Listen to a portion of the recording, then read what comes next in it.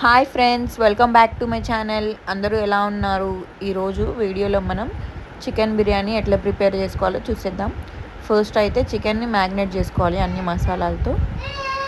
చికెన్లో ఉప్పు, కారం, పసుపు, జింజర్ గార్లిక్ పేస్ట్, దాని తర్వాత ఫ్రైడ్ ఆనియన్స్, పెరుగు, గ్రీన్ చిల్లీస్, కొత్తిమీర, పుదీనా, ఇంకా మనం ఫ్రైడ్ ఆనియన్స్ ఫ్రై చేసుకున్నాం కదా, ఆయిల్ కూడా వేసుకొని బాగా మిక్స్ చేసుకోండి.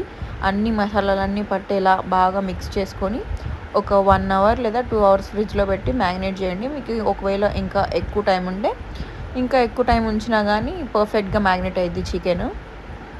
అట్లా మ్యాగ్నేట్ చేసుకొని పక్కన పెట్టుకున్న తర్వాత మనం ఇంకొక ప్యాన్లో బిర్యానీ స్పైసెస్ అన్నీ వేసుకొని కొంచెం జింజర్ గార్లిక్ పేస్ట్, లెమన్, కొత్తిమీర, పుదీనా, కొంచెం ఆయిల్ వేసుకొని రైస్ని అయితే కుక్ చేసుకుందాం.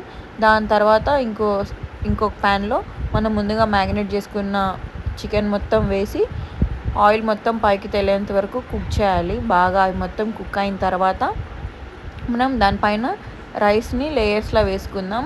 ఒక పక్కన రైస్ కుక్ అవుతుంది, ఒక పక్కన చికెన్.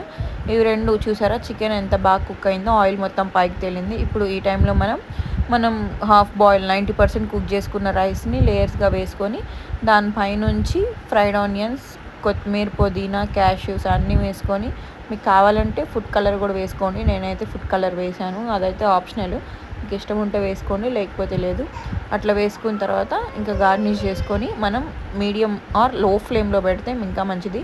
లో ఫ్లేమ్లో ఒక 20 మినిట్స్ దమ్ ఇచ్చామంటే చూసారా బిర్యానీ ఎంత పర్ఫెక్ట్గా ఉందో. టేస్ట్ అయితే చాలా బాగుంటుంది. సింపుల్. బిర్యానీ చేయడం రాని వాళ్ళు, బిగినర్స్ కూడా చాలా ఈజీగా చేసేయచ్చు. టేస్ట్ కూడా చాలా బాగుందనమాట.